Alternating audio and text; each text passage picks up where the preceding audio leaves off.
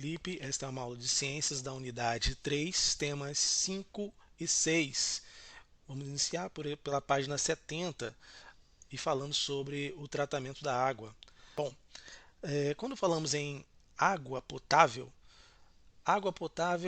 estamos nos referindo a uma água boa para o consumo, que apresenta uma certa qualidade para o consumo. Não significa que seja uma água completamente livre de substâncias químicas ou patógenas. Substâncias patogênicas são aquelas que causam mal à saúde. Isso não significa que elas sejam completamente livres. Apesar de sofrer um tratamento, como nós vamos ver hoje nessa aula, a água ainda apresenta uma certa quantidade de substâncias. Bom, existe uma diferença entre água potável e água pura, que é uma diferença muito grande. Quando você fala água pura, é uma água destilada, uma água livre de qualquer substância química, de qualquer sais. Essa água, obviamente, não é água boa para o consumo, porque os sais também são importantes para a saúde. Agora, quando falamos de água potável, é uma água rica em sais, né, que é importante, e também é uma água que ainda apresenta uma quantidade de patógenos que deve ser tratada antes da ingestão. As estações de tratamento de água, elas são importantíssimas para que essa água potável chegue à sua residência com um tratamento adequado. A água potável obtida a partir do tratamento dessas estações de tratamento ainda contém uma grande quantidade de sais minerais dissolvidos, né, que é importante e é uma mistura homogênea. Antes de chegar às estações de tratamento, a água ela passa por canais, por grades, e essa água ela vai ficando no caminho com algumas substâncias indesejadas, como galhos, como folhas, micro-organismos que são tratados nessa estação. Existem por canais, por grades, e essa água ela vai ficando no caminho com algumas substâncias indesejadas, como galhos, como folhas, micro-organismos que são tratados nessa estação. Na página 71 já teremos uma ideia melhor de como funciona a estação de tratamento de água. Bom, lembrando que toda água que chega à estação de tratamento, ela sofre uma barreira inicial, evitando que galhos, animais, folhas atravessem a estação de tratamento e prejudiquem o tratamento da água. Bom, esse tratamento ele ocorre por etapas que dentro da estação vão atravessar tanques. Essa água passa dentro desses tanques com uma grande quantidade de substâncias químicas adicionadas, matando micro-organismos e limpando propriamente a água. A etapa número 1 corresponde à captação e bombeamento dessa água para os tanques posteriores. Essa água é captada, obviamente sem resíduos sólidos mais visíveis, e é bombeada diretamente para o tanque 2, onde sofre um processo inicial químico de pré-cloração. O cloro é adicionado à água nesse instante para fazer uma limpeza inicial justamente dos tanques e também matar alguns micro-organismos, transportando assim, bombeando a água para a etapa 3, que é um outro tanque maior, que é dividido em 3 partes.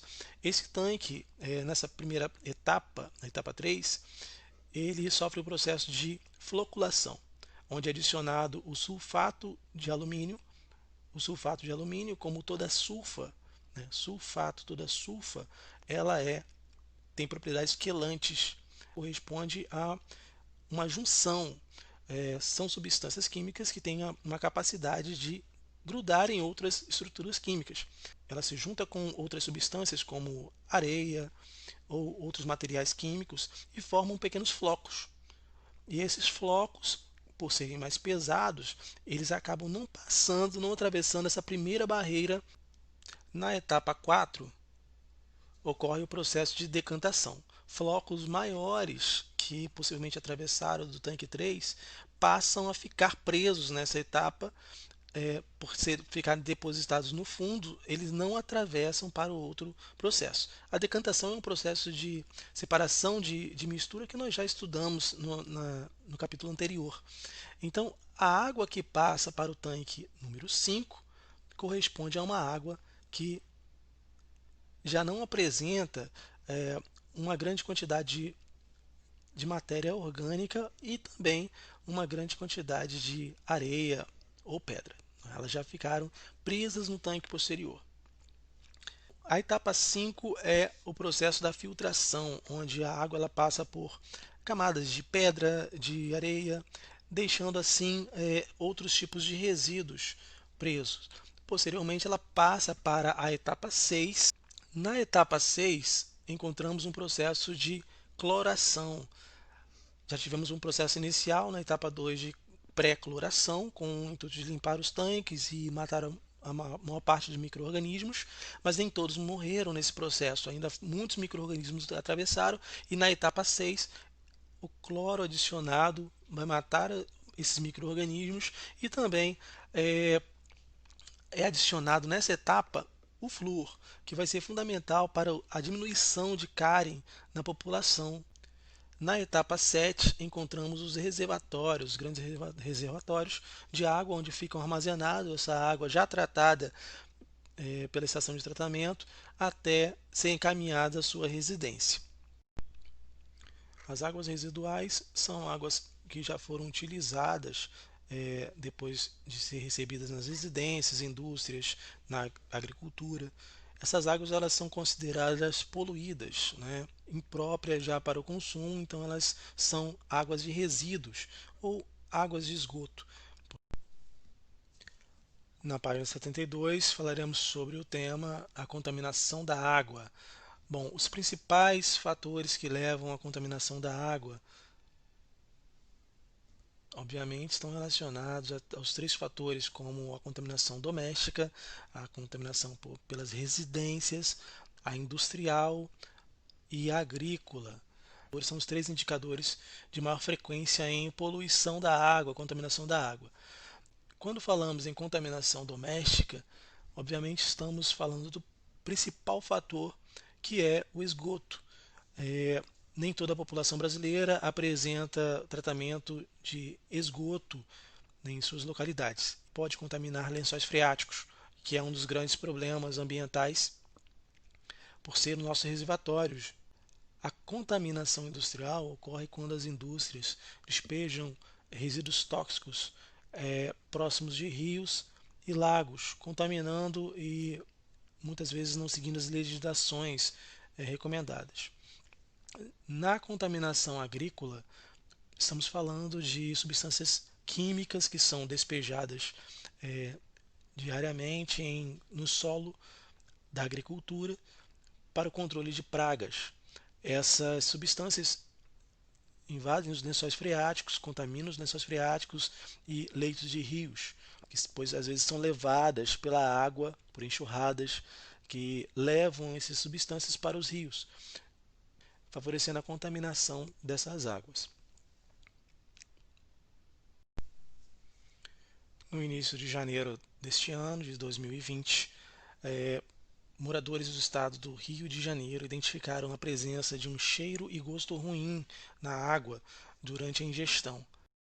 A análise mostrou a presença de uma substância chamada geosmina, uma substância que é produzida, uma substância tóxica produzida por algas dentro de processo de eutrofização, pela alta quantidade de matéria orgânica. Então, o surgimento de algas, de alguns tipos de algas, relatam o processo de eutrofização. E as algas eliminaram a substância chamada geosmina, que deram uma coloração diferenciada à água e um cheiro desagradável. Algumas matérias jornalísticas, como a Folha de São Paulo revela, 10 milhões de pessoas dos estados bebem água contaminada. Mesmo que a água sofra o processo de tratamento, ainda a água contaminada abastece 80% do Rio de Janeiro. A poluição está relacionada a um rio chamado Rio Guandu. O Rio Guandu ele é, na verdade, uma bacia hidrográfica que abrange o estado do Rio de Janeiro. E essa bacia ela recebe os afluentes dessa bacia, da bacia do Rio Guandu, trazem uma grande quantidade de esgoto e substâncias químicas, porque a população que mora mais próximo desse rio despeja exatamente uma grande quantidade de esgoto nesses rios, fazendo com que a poluição aumente.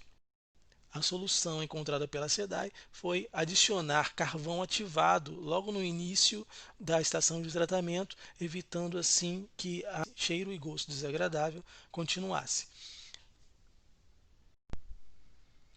Muitas doenças são transmitidas pela água e o cuidado com as mesmas deve ser feito rotineiramente. Algumas doenças como amebise, hepatite, leptospirose e até mesmo alguns vetores se apropriam de água às vezes não tratada, levando à proliferação de doenças. Então é necessário o cuidado máximo com o nosso recurso que é bem escasso, que é a água potável. Bom, fico por aqui e até a próxima aula.